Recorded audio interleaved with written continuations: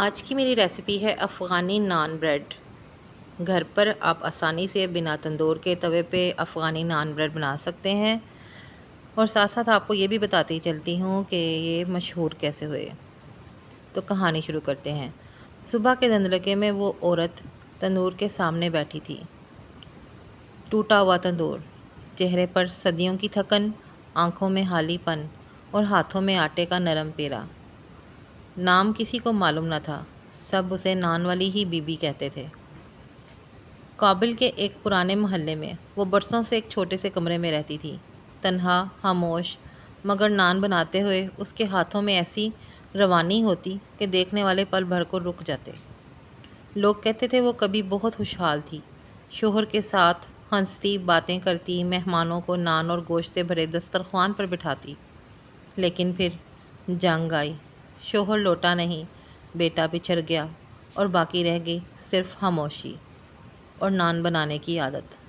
ہر صبح وہ اٹھتی، آٹا گوندتی، پانی چھڑکتی اور ایک خاص انداز سے نان کو توے کے اوپر لگاتی، کیونکہ تندور ٹوٹ چکا تھا اور اس کے پاس اتنی بھی گنجائش نہ تھی کہ وہ تندور دوبارہ سے بنا سکے۔ تو اس نے توے پر ہی نان بنانا شروع کر دیے۔ نان کی خوشبو پورے محلے کو جگا دیتی۔ لوگ آتے، نان لیتے، دعائیں دیتے، مگر وہ کبھی زیادہ بات نہ کرتی۔ ایک دن ایک نوجوان لڑکی جو شہر سے رپورٹنگ کرنے آئی تھی اس کے پاس آئی۔ بی بی، آپ کے نان کی خوشبو نے مجھے یہاں کھینچ لیا۔ بی بی مسکرائی نہیں، بس ایک نان آگ پر سے اتارا اور لڑکی کی طرف بڑھا دیا۔ نان لو، یہ میری کہانی ہے۔ لڑکی نے نان لیا، ایک نوالا کھایا اور رک گئی۔ ایک عجیب سی خاموشی اس کے اندر اتر گئی۔ یہ نان ایسے لگ رہا تھا جیسے کسی نے دل سے بنایا ہو۔ بی بی نے پہلی بار سر اٹھا کر اس کی طرف دیکھا اور بس اتنا کہا، دل جب تنہا ہو جائے تو ہاتھوں میں ذائقہ آ ہی جاتا ہے۔ وہ لڑکی چلی گئی، لیکن اگلے دن لوٹی اور پھر روز آنے لگی۔ یوں خاموش بی بی کے خوشبودار افغانی نان کہانی شہر بر شہر پھیلنے لگی۔